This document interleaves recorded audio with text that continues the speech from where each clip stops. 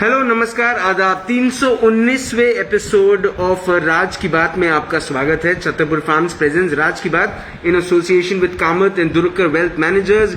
A big thank you to all my sponsors who make this show great: Globus ITI Kamathi, Rosetta elite club, Tirupati urban cooperative bank, freshly baked and of course Tricos. My Atmanirbhar Bharat partner is Servicing Wala और Joshi security systems is my security partner. आज शहर में मची एक छोटी खलबली जो आप शायद कल के अखबारों में पढ़े और उसका सिर्फ एक हिस्सा जाने, इसलिए बताना जरूरी था कि उसका दूसरा हिस्सा क्या। शहर में खलबली किस बात को लेके? एक तरफ पूरे देश में बड़े बड़े दिग्गज, बड़े बड़े अफसर, बड़े बड़े हेल्थ वर्कर्स और साथ ही में हमारे मंत्री संतरी सब एक तरफ कोरोना वायरस की वैक्सीनेशंस ले रहे हैं और अपने आप को स्वस्थ बता रहे हैं। तो इस बात की खुशी है कि वैक्सीन काम करने लगी है, लेकिन जो काम नहीं कर पा रही वो शायद प्रणाली है, शायद वो प्रशासन है, क्योंकि आज नागपुर में कुछ ऐसी सुविधा हुई जिसको लेके बहुत दुविधा हुई और उसी दुविधा को लेकर जवाब देने के लिए आज मेरे साथ है शहर के मेयर, शहर के प्रथम नागरिक माननीय श्री दयाशंकर तिवारी जी। दया जी नमस्कार। नमस्कार। दयाशंकर जी, एक दुविधा पूरे शहर को आज फेस करनी पड़ी और जब बात दुविधा की आती है शायद सबसे पहले मेयर की याद आती है। ये अपने आप में एक बहुत एक नेगेटिव सवाल है कि क्यों जब परेशानी होती है तब आपकी याद आती है। सुख के टाइम पे कोई आपकी तारीफ करने में कहीं ना कहीं चूक जाता है, लेकिन आज जो दुविधा हुई उसके ऊपर में एक स्पष्टीकरण जरूरी है आपसे। राज जी देखिए, दुख के समय महापौर की याद आती है। आपने ये बोला है, मुझे बहुत अच्छा लगा। इसलिए अच्छा लगा कि आप अपनों को आदमी कब याद करता है? जी, आदमी तकलीफ के समय ही अपनों को याद करता है। इसलिए जब जब किसी दुख को लेकर के कोई मुझे याद करता है तो मुझे लगता है कि उसने मुझे अपना तो समझा और उसने मुझे अपना समझा, इसलिए मेरी जिम्मेदारी ज्यादा बढ़ जाती है। जी, आज दोपहर से बहुत से फोन आए। मैं अगर विशेष रूप से नाम के साथ उल्लेख करना चाहूं तो एक बजरिया में रेलवे से रिटायर्ड सोनी जी रहते हैं, उनके फोन से मुझे फोन आया कि ग्राहक पंचायत के अध्यक्ष अशोक त्रिवेदी जी आपसे बात करना चाहते हैं। अशोक त्रिवेदी जी ने जब मुझसे बात की तो उन्होंने कहा कि मुझे आपकी अनुमति चाहिए कि मैं आमरण उपोषण पे बैठ जाऊं। मैंने पूछा भाई किस चीज के लिए बैठना है? तो बोले कोरोना वैक्सीन के लिए आमरण उपोषण पे बैठना है। मैंने कहा आपको कौन से सेंटर पे बैठना है? तो उन्होंने बताया कि मुझे इंदिरा गांधी मेडिकल कॉलेज के सेंटर पर बैठना है, कारण मैं सुबह से आया हूं, मेरा अभी तक नंबर नहीं लगा और मेरा नंबर कब लगेगा इसकी कोई गारंटी नहीं। यहाँ इतनी भीड़ है कि भीड़ में हम बीमार हो जाएंगे। यहाँ किसी प्रकार की कोई व्यवस्था दिखाई नहीं दे रही। अगर अव्यवस्था करना था तो आपने वैक्सीनाइजेशन की व्यवस्था क्यों की है करके। मैंने उनसे कहा कि आज जो गलती हो रही है कल नहीं होगी। मैं व्यक्तिगत तौर पर आकर के उस जगह का निरीक्षण करके व्यवस्था बनाने में पूर्ण सहयोग दूंगा। आप आज के दिन मुझे माफ कीजिए। अब वो बुजुर्ग थे, मुझे आदेशित कर सकते थे, इसलिए उन्होंने कहा कि आप कल आते रहिए, मैं तो आज अनशन पर बैठ रहा हूं करके। मैंने उन्हें समझाया, समझाने के बाद भी उन्होंने नहीं माने। मैं केवल रिक्वेस्ट कर सकता था। मैंने मेयो के डिन से बात करने की कोशिश करी। मेयो के डिन से मैं बात करना चाह रहा था, उनका फोन कंटिन्यू एंगेज आ रहा था। इसी बीच में मुझे कमलेश राठी नाम के एक सज्जन है, उनका फोन आया। उन्होंने भी मेयो की दुर्व्यवस्था के बारे में बात करी। मैंने उनसे कहा कि आप डीन साहब से मेरी बात करा दीजिए, और कमलेश राठी जी के फोन पर ही मैंने डीन साहब से बात करी। उन्होंने बताया कि हुआ ऐसा कि हमारी प्राइवेट हॉस्पिटल की बहुत सारी परिचारिकाएं जिनको सेकंड डोज लेना था वो आज सेकंड डोज लेने के लिए वहां आ गए। और शासन के नियमों में जो फ्रंटलाइन वर्कर और हेल्थ वर्कर है उनको प्रायोरिटी से देना ऐसा निर्देश है। और उसमें 2 स्लॉट शासन ने डाले हैं, एक है रिजर्वेशन स्लॉट और एक है ओपन स्लॉट में। जो रिजर्वेशन स्लॉट है इस स्लॉट में हेल्थ वर्कर और फ्रंटलाइन वर्कर के नाम है, और जो ओपन स्लॉट है उसमें जनरल पब्लिक के नाम है। और स्पेसिफाई है कि इनको प्राथमिकता से, प्रायोरिटी से इनका लसीकरण करना नितांत आवश्यक है। वहां जो भीड़ उपलब्ध थी उन्हें ऐसा लगा कि ये सारी नर्सें हैं, इसलिए डॉक्टर लोग अपने अपने लोगों का काम कर रहे हैं और हम बुजुर्गों को बैठाल दिए हैं। इससे एक वातावरण बिगड़ा। हेल्थ वर्कर ने अलग गुस्सा जाहिर किया, सीनियर सिटीजन ने अलग गुस्सा जाहिर किया। और नेचुरल है, नैसर्गिक है कि जब 2 लोग गुस्से में आ जाए तो उस समय मस्तिष्क काम नहीं करता, वातावरण बिगड़ता है। उसी की परिणति माननीय त्रिवेदी जी ने मुझसे जो भाष्य किया उससे परिलक्षित हुए। मैंने डॉक्टर केवलिया जी जो आईजीएमसी के डीन हैं उनसे मैंने बात की। उन्होंने कहा अभी वातावरण शांत है, एक साथ 40-50 लोग आने से ये व्यवस्था खड़ी हो गई थी, लेकिन हम इसको सुलझाने के लिए पूर्ण रूप से प्रयासरत हैं। हम उसका अच्छे तरीके से मार्ग निकाल करके व्यवस्था का संचालन कर लेंगे। यह सब देखने के बाद मैं शांत होता। इसके बीच में मुझे हमारा एक परशु ठाकुर करके कार्यकर्ता है, परशु की पत्नी हमारी नगर सेविका है, परशु ठाकुर अयोध्या नगर परिक्षेत्र से नगर सेवक है, उसका फोन आया कि भैया मैं ESIS के हॉस्पिटल में आया हूं और यहाँ सीनियर सिटीजन को वैक्सीनाइजेशन के लिए 3rd फ्लोर पर व्यवस्था की गई है।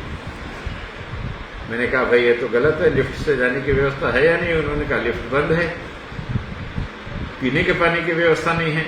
मैंने कहा भाई जो व्यवस्था बाद में होगी, सबसे पहले आप पीने के पानी की व्यवस्था करो। परसों ने वहां पीने के पानी की व्यवस्था करी और मैंने हमारे जो कोरोना के इंचार्ज है डॉक्टर चिलकर, उनसे निवेदन किया कि आप तुरंत एक पत्र दीजिए उनको और 24 घंटे के अंदर सेंटर को ग्राउंड फ्लोर पर लाने के लिए कहिए। राज जी क्या बताऊं, आश्चर्य का ठिकाना नहीं रहा।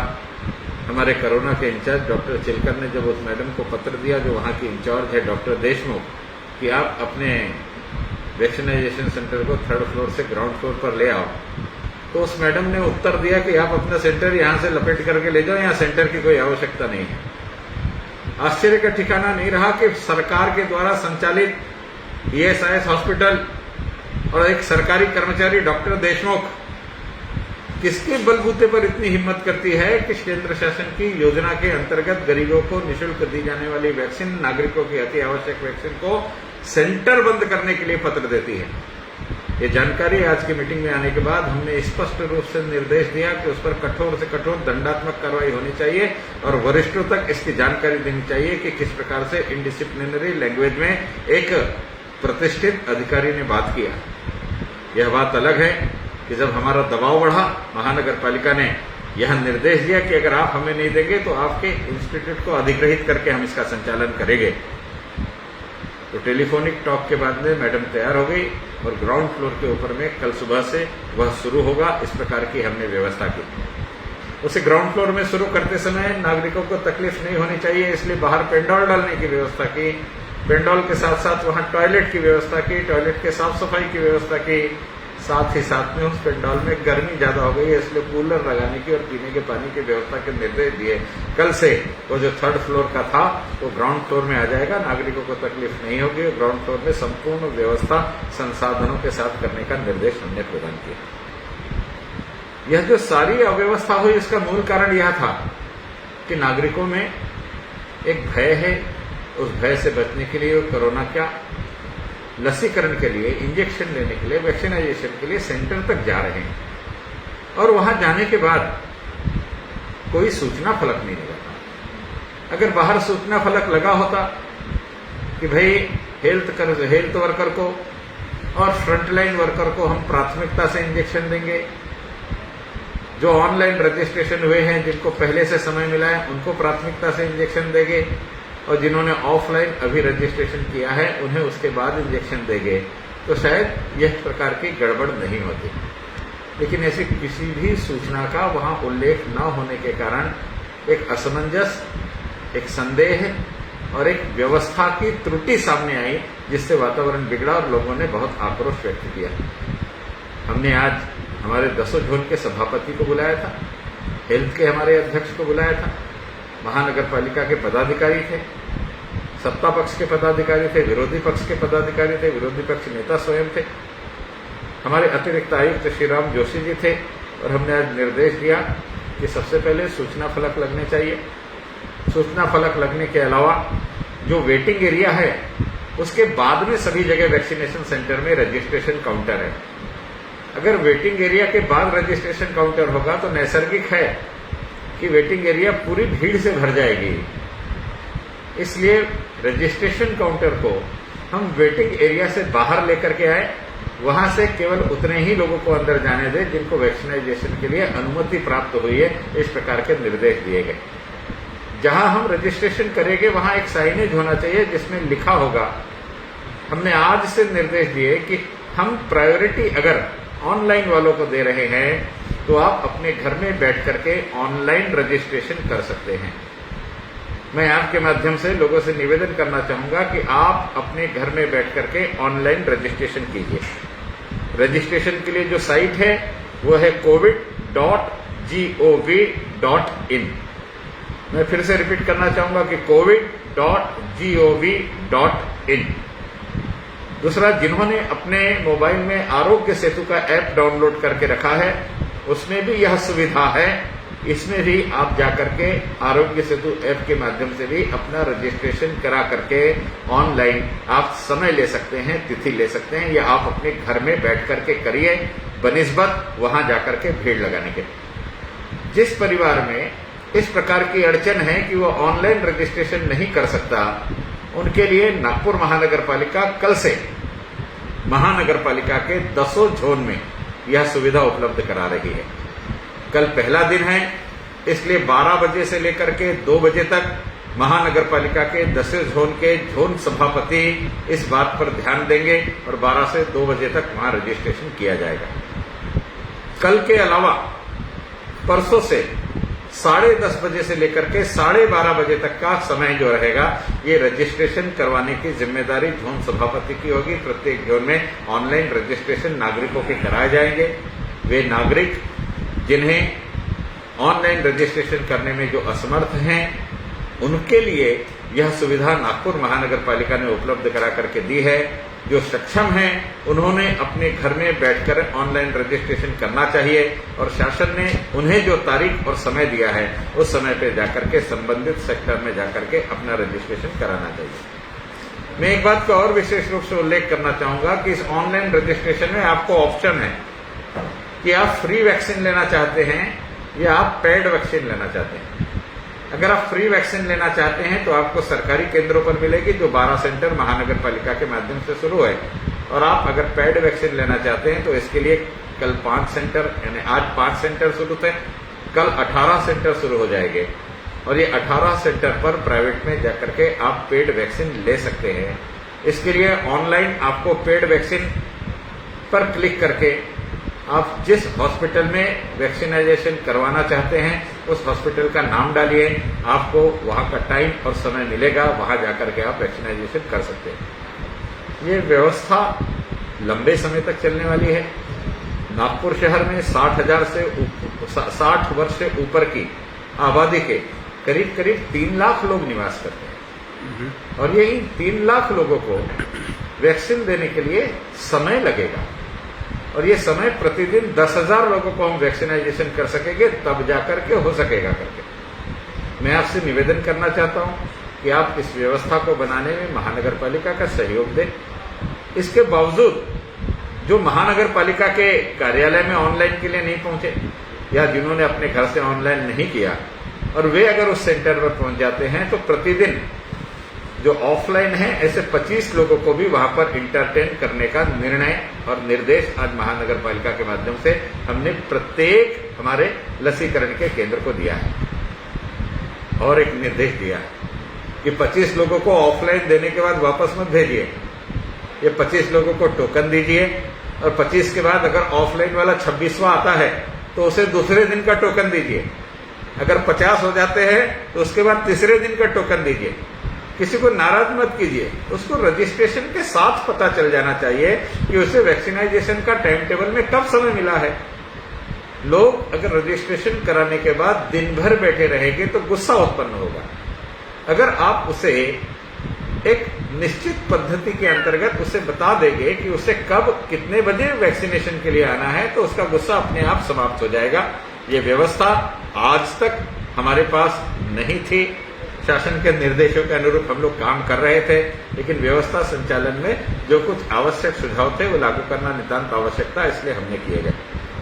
आज की बैठक में हमने और एक निर्देश विशेष रूप से दिया कि नागपुर म्युनिसिपल कॉर्पोरेशन के हमारे 2-3 हॉस्पिटल है, जैसे एक आयुष का दवाखाना सदर में है, उस हॉस्पिटल में भी हमने इस सुविधा की शुरुआत करना चाहिए। आज नागपुर महानगर पालिका ने हमारा खरे तारकुंडे में हमारा जो हॉस्पिटल है वहां इसकी व्यवस्था गिट्टी खदान में चालू करी, फ्रेंड्स कॉलोनी में, और हमने कहा है कि कल परसों से हमारा आयुष का सेंटर भी शुरू हो जाना चाहिए, जिससे हम इस सुविधा को नागरिकों के प्रति निःशुल्क सेंटर में एक वृद्धि और कर सके। महाल के हॉस्पिटल में भी हमने 10 बेड लगा करके इस सुविधा को शुरू करना चाहिए, भले 1-2 दिन बाद हो, लेकिन इस व्यवस्था का संचालन वहां से भी करना चाहिए। इस प्रकार के निर्देश भी महानगर पालिका के माध्यम से हमने दिए। एक सूचना नगर सेवकों की आई कि हमारे जो पीएचसी सेंटर है वहां से वैक्सीनाइजेशन की शुरुआत होनी चाहिए, लेकिन मैंने उसमें हस्तक्षेप करते हुए कहा जहां हमारा कोविड टेस्ट हो रहा है वहां कोविड पॉजिटिव पेशेंट भी बड़े प्रमाण में आते हैं, इसलिए ऐसी जगह सीनियर सिटीजन को नहीं बुलाना चाहिए, और उससे हमने मना किया। एक सजेशन यह भी आया कि गवर्नमेंट हॉस्पिटल के काउंटर हम बढ़ा दें। उसमें भी मैंने भूमिका ली कि शहर में आज जो कोविड पॉजिटिव पेशेंट आ रहे हैं उसकी संख्या ज्यादा है। हमारी प्राथमिकता वैक्सीनाइजेशन से बड़ी प्राथमिकता जो पेशेंट पॉजिटिव आ रहे हैं उनके इलाज की है, इसलिए जो शासकीय दवाखाने कोविड पॉजिटिव पेशेंट के इलाज में पूरा समय दे रहे हैं उनके स्टाफ को कॉन्सेंट्रेट वहीं करना चाहिए, उनको डाइवर्ट करके वैक्सीनाइजेशन पे नहीं लगाना चाहिए। हमने पर्यायी व्यवस्था शुरू करना चाहिए। इस प्रकार के निर्देश आज की मीटिंग में दिए गए। मैं बहुत विनम्रतापूर्वक बताना चाहता हूं कि वे प्राइवेट हॉस्पिटल जो प्रधानमंत्री जन आरोग्य योजना के अंतर्गत दर्ज है, वे प्राइवेट हॉस्पिटल जो सीजीएचएस के अंतर्गत दर्ज है, वे प्राइवेट हॉस्पिटल जो सरकार की महात्मा फुले योजना के अंतर्गत दर्ज है, ये सारे प्राइवेट हॉस्पिटल पेड वैक्सीनाइजेशन कर सकते हैं। महानगर पालिका ने इन सारे लोगों को इसकी सूचना दी है, और सारे लोगों को सूचना देने के साथ साथ यह भी निर्देश दिया है कि आप कीजिए। अड़चन ऐसी है राज भाई कि उस प्राइवेट हॉस्पिटल को एडवांस पेमेंट करके ये वैक्सीन लेकर के जानी है, और वैक्सीन ले जाने के बाद जब उसने हमारे यहाँ से वैक्सीन लेकर के गया उसके बाद हम उसकी रजिस्ट्रेशन आईडी को ओपन करते हैं, कारण केंद्र सरकार के वैसे ही निर्देश है, और तुरंत दिल्ली में भारत सरकार द्वारा निर्धारित की गए स्थान पर वो पैसे हमको तुरंत बैंक में ट्रांसफर करना होता है। इस प्रकार का इसका नियोजन है जी। मैं सारे प्राइवेट हॉस्पिटल से निवेदन करना चाहूंगा कि अरे भाई, सरकार की योजना प्रधानमंत्री जन आरोग्य योजना का लाभ आप मरीज को अपने हॉस्पिटल के लिए दे रहे हैं, इससे कुछ तो आपको लाभ होता होगा। सीजीएचएस के अंतर्गत आप सरकारी सेंट्रल गवर्नमेंट के कर्मचारियों को योजनाओं का लाभ दे रहे हो, इसमें भी कुछ तो लाभ होता होगा आपको। महात्मा फुले के अंतर्गत आप योजनाओं का लाभ दे रहे हो, इसमें भी कुछ ना कुछ तो लाभ होता ही होगा आपको। चलिए, मेरी बात का बुरा मत मानिए, लाभ नहीं होता है। आपने जो सिस्टम खड़ा किया हुआ है, इस सिस्टम को सस्टेन करने के लिए लगने वाली कॉस्ट तो आप इसमें से निकालते हैं। तो यह आपकी सामाजिक जिम्मेदारी है कि अगर आप इन योजनाओं का, सरकारी योजनाओं के अंतर्गत पेशेंट को इंटरटेन 365 दिन करते हैं, तो सरकार की इस योजना के लिए भी आप हिचकिचाइए नहीं, आगे आइए। ये शहर को आपके सेवा की आवश्यकता है, शहर के नागरिकों को आपके सेवा की आवश्यकता है, और इन्हीं नागरिकों के माध्यम से इन योजनाओं का लाभ आप तक पहुंचता है। इसलिए आप आगे आइए और आगे आकर के इस योजना में शामिल होइए। कल 5 लोग आगे आए, आज 13 लोग आगे आए, ये कारवां आगे बढ़ेगा और करीब करीब 100 के आसपास प्राइवेट सेक्टर भी हमारे शुरू हो जाएंगे। तो हम जो प्रतिदिन 10,000 से ज्यादा वैक्सीनाइजेशन होना चाहिए या संकल्पना कर रहे हैं, ये कर पाएंगे। मेरा एक निवेदन है कि 60 साल से ऊपर वालों के अलावा 45 साल से ऊपर का वह नागरिक जो कोमॉर्बिड है, वह भी यह वैक्सीनाइजेशन में शामिल हो सकता है। अब कोमॉर्बिड की परिभाषा क्या है? हम समझते हैं मुझे बीपी है तो मैं कोमॉर्बिड हूं, मुझे डायबिटीज है तो मैं कोमॉर्बिड हूं। आपको आपके डॉक्टर का एक सर्टिफिकेट लगेगा कि आप पिछले 10 वर्षों से इस बीमारी से ग्रसित है, और वो सर्टिफिकेट के बाद आपको वैक्सीन मिलेगा। इसलिए आप अगर 45 साल से 60 साल के बीच के हैं तो ऐसा सर्टिफिकेट लेकर के आपको जाना पड़ेगा, तो आपको निराशा नहीं होगी, ये सारी व्यवस्था वहां पर हो जाएगी। मेरी इस बैठक के बाद आईएमए के माध्यम से कुछ लोग आए और रेड क्रॉस सोसाइटी के माध्यम से कुछ लोग आए। मैंने आज की बैठक में हमारे अतिरिक्त आयुक्त जोशी जी से कहा कि हमारे यहाँ एक हॉस्पिटल है, नवरात्र हॉस्पिटल, बहुत अच्छा सामाजिक क्षेत्र में काम करते हैं। एक जनता हॉस्पिटल है जेरीपटका में, वह भी अच्छा काम करता है।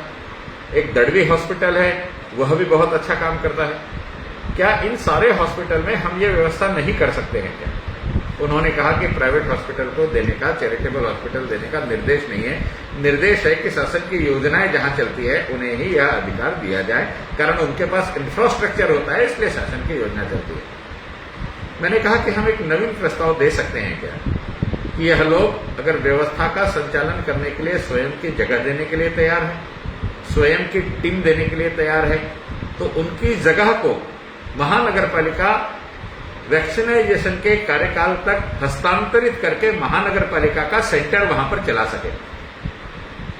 चर्चा ऐसी हुई कि अगर हमारा एमओयू हो जाए और वैक्सीनाइजेशन के कार्यकाल तक वे अपनी टीम निःशुल्क और जगह निःशुल्क देने के लिए तैयार है तो हम ये कर सकते हैं। उस दिशा में भी शासन से निर्देश लेने के लिए मैंने कहा है। अगर शासन से निर्देश आ गए तो इन चैरिटेबल हॉस्पिटल का सहयोग भी हम इस काम के लिए ले सकते हैं। आज आईएमए के माध्यम से और रेड क्रॉस के माध्यम से जो लोग आज मुझसे आकर के इस बैठक के बाद मिले, उन्होंने कहा है कि अगर डॉक्टरों की कमी है तो हम लोग चैरिटी के रूप में अपनी सेवाएं देने के लिए कुछ डॉक्टर्स की व्यवस्था कर सकते हैं। मैंने उनसे निवेदन किया कि कुल मिला के गड़बड़ कहाँ हो रही है। एक भीड़ तो उनकी है जो पहले बार वैक्सीन लेने आ रहे, और दूसरी भीड़ उनकी है जो सेकंड फेज की वैक्सीन लेने आ रहे जी। और नेचुरल है, सेकंड फेज की वैक्सीन लेने आने वाला कहीं ना कहीं हेल्थ वर्कर होगा जी, और कहीं ना कहीं वो फ्रंट लाइन वर्कर होगा, और उसके मन में भाव है कि अगर कार्यकाल में मैंने मेरे जान पर खेल करके सेवा दी है तो मुझे प्राथमिकता क्यों नहीं। तो मैंने उनसे निवेदन किया कि मैं महानगर पालिका से बात करता हूं, महानगर पालिका के प्रीमाइसेस में हम व्यवस्था उपलब्ध करा करके देते हैं, अब डॉक्टर की व्यवस्था उपलब्ध कराइए। क्यों ना हम सेकंड फेज की वैक्सीन के लिए एक अलग सेंटर ही खोल लें। अगर हमने यह किया तो वह जो विवाद उत्पन्न हो रहा है कि इनको प्राथमिकता क्यों, यह भी समाप्त हो जाएगा, और एक सेंटर हम डेडिकेटेड उनके लिए खोल देंगे तो सुगमता से आकर के प्रतिदिन वो भी वैक्सीनाइजेशन कर सकेंगे। इस प्रकार आज बैठक के बाद ये लोग आए थे, इसलिए हमने निर्णय लिया है शासन को उससे सूचित करके इस व्यवस्था का भी संचालन हम लोग करेंगे कि क्या हमारे 1 या 2 सेंटर केवल सेकंड फेज की वैक्सीन के लिए हो सकते हैं क्या महानगर पालिका के जो सेंटर है जहाँ सेकंड फेज के वैक्सीन के लिए अलग से काउंटर शुरू कर सकते हैं क्या। इस प्रकार के निर्देश भी हमने दिए। बहुत सामान्य तौर पर हमने यह भी निर्देश दिए हैं कि इस व्यवस्था का संचालन करने में एनजीओस की अगर आवश्यकता लगती है तो 10 जोन में 10 एनजीओस को बैठाल करके ऑनलाइन रजिस्ट्रेशन की सुविधा भी महानगर पालिका ने उपलब्ध कराने के बारे में पर्यायी व्यवस्था करनी चाहिए, जिससे नागरिकों को तकलीफ न हो। नागरिकों की भीड़ वैक्सीनाइजेशन सेंटर पर कम कैसे हो, इस बात को लेकर के सारे प्रिकॉशन हमको लेना है, और वो सारे प्रिकॉशन लेने के निर्देश दिए गए। ये देते समय वहां आने वाले व्यक्ति को प्रत्येक चीज की जानकारी होनी चाहिए, इसलिए जानकारी लेने के लिए वहां साइनेज लगना आवश्यक है। कौन कंपल्सन में आता है, कौन रिजर्वेशन में आता है, किसे प्राथमिकता देनी है, हम ऑफलाइन कितने लोगों को इंटरटेन करेंगे, जिनको ऑफलाइन इंटरटेन करेंगे उन्हें डे वाइज टोकन डिस्ट्रीब्यूट करना है। नागरिकों की सुविधा में किसी प्रकार की कोताही ना हो, इसे ध्यान में रखना है। सभी जोन सभापति को हमने आज की मीटिंग में एक निर्देश दिया कि जिस जगह पर यह वैक्सीनाइजेशन हो रहा है वो हॉस्पिटल अपनी यंत्रणा का भले पालन करे, लेकिन नागपुर महानगर पालिका के टीम के माध्यम से उस सारी जगह को प्रतिदिन सैनिटाइज करने की जिम्मेदारी हमारे जोन सभापति ने उस सेंटर में जाकर के करनी है। वैक्सीनाइजेशन समाप्त होने के बाद वहां सैनिटाइज करवा लेना, ये महानगर पालिका की व्यवस्था के अंतर्गत जोन सभापति ने विशेष रूप से ध्यान देना है, असिस्टेंट कमिश्नर ने ध्यान देना है। साथ ही साथ वहां अगर टॉयलेट है तो उसकी साफ सफाई भी नियमित करने के लिए महानगर पालिका के असिस्टेंट कमिश्नर ने हमारे जो जेडो है हेल्थ के, उनके माध्यम से इसके निर्देश देकर के इनसे प्रतिदिन साफ सफाई करवा लेना है। तीसरा निर्देश यह भी दिया गया है कि अगर कहीं पीने के पानी की कमी है तो इसकी व्यवस्था भी नागपुर महानगर पालिका के जोन सभापति स्वयं के माध्यम से वो या किसी एनजीओ को साथ में लेकर के उनके माध्यम से करे। और भी एक निर्देश दिया है कि जो भी सामाजिक संस्थाएं इसमें सहयोग करने के इच्छुक है वे अपने नाम नागपुर महानगर पालिका में दर्ज कराएं। उनके योग्य इसमें सहयोग के दृष्टि से अगर कुछ सुविधा हो सकेगी तो उन्हें भी समाविष्ट करके नागरिकों के हित के दृष्टि से व्यवस्थित संचालन हो सके, इस प्रकार के निर्देश आज की बैठक में दिए गए हैं। आज जो कुछ हुआ ये नहीं होना चाहिए था। जो कुछ हुआ ये गलत था और प्रशासन नागपुर महानगर पालिका ने केवल वैक्सीन पहुंचाने का काम किया। जहां जहां वैक्सीनाइजेशन के सेंटर है वहां की व्यवस्था संचालन करने की जिम्मेदारी उस संस्था की थी, लेकिन इससे मैं जिम्मेदारी से पल्ला नहीं झाड़ रहा। अगर वहां व्यवस्था बरोबर नहीं थी और उसकी जानकारी मुझ तक पहुंची है तो इस शहर का महापौर होने के नाते उस सारी त्रुटियों के लिए मैं नागपुर शहर की जनता से करबद्ध हाथ जोड़ करके मैं क्षमा याचना करता हूं। कल से ये दुरावस्था नहीं होगी, व्यवस्था में सुधार होगा। और आपसे भी निवेदन है, भीड़ मत कीजिए। हम अगर 10,000 लोगों को प्रतिदिन वैक्सीनाइजेशन करने लगे तो ये 3 लाख लोगों को वैक्सीनाइजेशन करने में 1 ही महीने का समय लगेगा। और अगर ये प्राइवेट हॉस्पिटल भी एक साथ 100 के आसपास शुरू हो जाते हैं तो हम 15 से 17 दिन में सबको वैक्सीनाइजेशन कर सकेंगे। इसलिए घबराइए नहीं, कितने देर तक धीरज रखा ना और धैर्य रखिए। भीड़ करने से कहीं अनचाही मुसीबत हमारे पास ना आ जाए, इस बात का हम विशेष रूप से ध्यान रखें। हम आपके दुख को, आपके दर्द को, आपकी मानसिक स्थिति को समझते हैं, फिर भी आपके शहर का बेटा मैं, आप सब मेरे पितृतुल्य हैं। मैं हाथ जोड़ करके निवेदन करना चाहता हूं, परिजनों से निवेदन करना चाहता हूं कि ऑनलाइन रजिस्ट्रेशन घर से कीजिए। जहां घर से नहीं हो सकता उन्हें महानगर पालिका के जोन कार्यालय तक ले जाइए। निवेदन है मेरा, इस व्यवस्था का संचालन करने में योग्य सहकार्य करें। और उसके बावजूद भी कोई भूले भटके बगैर ऑनलाइन रजिस्ट्रेशन आता है तो हर सेंटर पर प्रतिदिन 25 लोगों की ऑफलाइन रजिस्ट्रेशन करके वैक्सीनाइजेशन देने की व्यवस्था भी हमने दी है। इस सुविधा का लाभ आप लोग उठाइए। आपको जो आज बुरा अनुभव आया उसके लिए पुनश्च मैं क्षमा याचना करता हूं। कल से हम इस व्यवस्था को अच्छे तरीके से सुधारेंगे। मैं पुनः आपको बताना चाहता हूं कि आप ऑनलाइन रजिस्ट्रेशन करते समय 2 साइट पर जाएं। जिनके मोबाइल में आरोग्य सेतु ऐप डाउनलोड है वे उस आरोग्य सेतु ऐप के माध्यम से ही अपना ऑनलाइन रजिस्ट्रेशन कर सकते हैं। जिनके मोबाइल में आरोग्य सेतु ऐप नहीं है वो जिस दूसरी साइट पर जाए उसका नाम मैं उल्लेख करना चाहता हूं, covid.gov.in। इस साइट पर जाकर के आप आपका रजिस्ट्रेशन कर सकते हैं। आप अपना रजिस्ट्रेशन ऑनलाइन करें और सारी की सारी अड़चनों से बचे, ऐसा मैं आपसे निवेदन करना चाहता हूं। आप मेरे इस निवेदन को स्वीकृत करेंगे ऐसा विश्वास व्यक्त करते हुए मैं आपसे विदा चाहता हूं। धन्यवाद। नागपुर शहर के मेयर श्री दयाशंकर तिवारी जी ने जो बात कही, अगर आप उसको रिवाइंड करके भी पूरी देखेंगे तो एक बात आप बार बार समझ में आ रहे होंगे कि शहर के प्रथम नागरिक आज इस बात से दुखी भी हैं, निराश भी हैं, नाराज भी हैं। लेकिन उनकी नाराजगी जिन पे निकलनी थी उन तक निकल गई। जो आग्रह वो कर रहे हैं आपसे, वो आग्रह को आपको अब समझकर चलना पड़ेगा। हम सबको समझकर चलना पड़ेगा कि हम ऑनलाइन रजिस्ट्रेशंस करें। कृपया घर के बुजुर्गों को, सीनियर सिटीजन्स को भीड़ में ना ले जाएं। कहीं तकलीफ का निवारण करने के लिए जा रहे थे, कहीं तकलीफ लेकर ना आ जाए। छोटी छोटी बातें हैं, उनका अगर हम आज ध्यान नहीं रखेंगे तो शायद हम कल नहीं देख पाएंगे। वो कहते हैं ना कि इतिहास बचेगा तो इतिहास बनेगा। कृपया इन बातों का ध्यान रखें। कृपया कल का अखबार पढ़कर उसे सोशल नेटवर्किंग पर मजाक का व्यंग ना बनाएं। ये मजबूरी हर किसी पे आती है, आज इस शहर पे आई है। शहर का नागपुर महानगर पालिका अपनी कोशिशें उस दिन से कर रहा है जिस दिन से ये आपदा शहर में आई है। आप भी सहयोग करें, बकवास ना करें। और जितने भी प्राइवेट हॉस्पिटल्स हैं, आपके पास मौका है नागपुर महानगर पालिका के साथ मिलकर काम करने का। साहब, जैगुआर का ईएमआई तो आप भरते रहेंगे, लेकिन इंसानियत का ईएमआई भरने का मौका आपको रोज नहीं मिलेगा। कल शाम को 5 बजे होगी मुलाकात इन राज की बात। तब तक आप अपना ध्यान रखें, सुरक्षित रहें, स्वच्छ रहें, स्वस्थ रहें, मस्त रहें, खुश रहें। कृपया वैक्सीनेशन के लिए भीड़ भड़क्का न करें। कृपया रूल्स फॉलो करें और जिंदा रहें। जय हिंद।